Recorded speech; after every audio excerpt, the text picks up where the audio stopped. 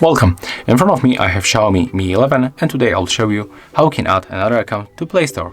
So you have to go for the Play Store, then tap on the right upper corner, then click right here and click to add another account. Then choose the Google one. Let's use the verification method, in my case it will fingerprint sensor. Now you have to input your email. Click next. And right now you have to input your password. So that's what I'm going to do right now. And if you make it, you have to simply tap on the next.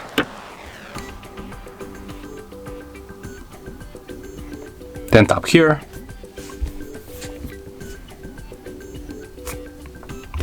Then we can go back.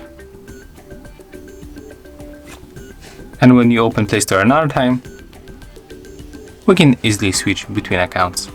So if you find this video helpful, remember to like, comment and subscribe to our channel.